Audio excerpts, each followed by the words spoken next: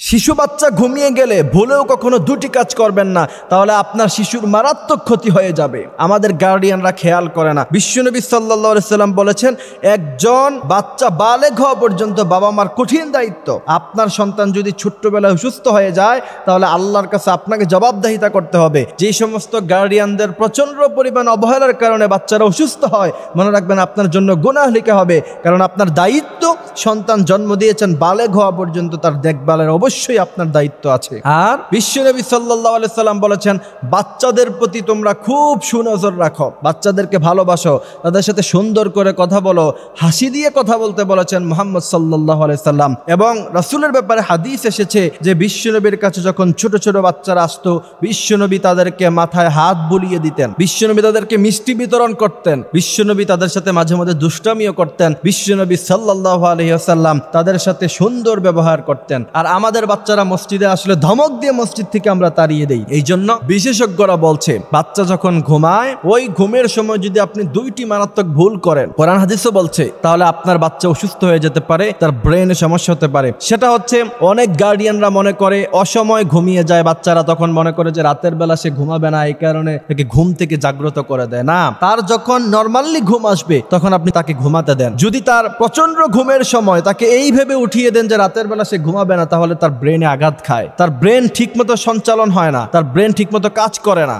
এই জন্য আস্তে আস্তে সে অসুস্থ হয়ে যেতে পারে, তার ব্রেন দুর্বল হয়ে যেতে পারে। এই জন্য সে যখনই ঘুমাতে চায় তাকে ঘুমাতে দিন। ঘুম থেকে রাগারাগি করে তাকে ওঠানোর কোনো প্রয়োজন নাই। এই ভুলটা আমরা কখনো করব না। আপনি যদি এই ভুলটা জেনে শুনে করেন, তাহলে আল্লাহ পাক বলছেন, লা তুলকু বিআইদিকুম ইলাত তাহলুকা, নিজেরা নিজেদেরকে ধ্বংস করো না। আপনি যদি এই ভুল করেন, তাহলে নিজেরা নিজেদেরকে ধ্বংসের মধ্যে আপনি এই কাজটা করে ফেললেন। আল্লাহ পাক এই কাজটা থেকে আমাদেরকে হেফাজত করুক, বলেন আমিন। দ্বিতীয় নাম্বার হচ্ছে, শিশু বাচ্চা ঘুমায়, এটাকে একদম উলঙ্গ অবস্থায় ঘুম পাড়িয়ে রাখে। অনেক সময় দেখা যায় 7-8 বছরের বাচ্চা এটাকে উলঙ্গ অবস্থায় ঘুম পাড়িয়ে রাখছে। না, আপনি কখনো এটা করবেন না। ছোট্টবেলা থেকে বাচ্চাদেরকে লজ্জাশীল হওয়া শিখান।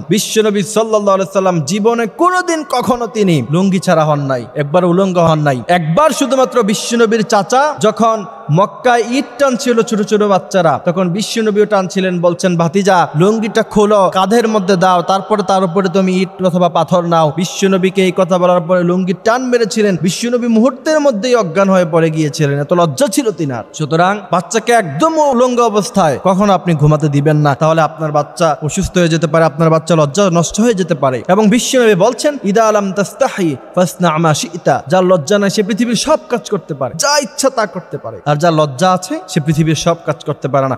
অমুসলিম ওই ব্যক্তির যদি লজ্জা থাকে, দেখবেন সে খুব সুন্দরভাবে, সাবলীল ভাবে, যে সমস্ত অমুসলিম মেয়েরা, অনেক অমুসলিম মেয়েরা আছে বোরকা পরা পছন্দ করে, হিজাব পরা পছন্দ করে, মুসলিমদের সংস্কৃতি পছন্দ করে, কারণ তার ভিতরে লজ্জা আছে। আর অনেক মুসলিম মেয়েদেরকে আমি দেখেছি লজ্জা নাই, হায়া নাই, শরম নাই, রাস্তা ঘাটে ছেলেদের মতো করে আচরণ করে, আছে না নাই? এই শিষ্টাচার, এই আদব লেহাজ তাকে ছোটবেলা থেকে শিখাতে হবে। আল্লাহ পাক আমাদেরকে সে কথাগুলি বোঝার, মানার তৌফিক দান করুক, আমিন।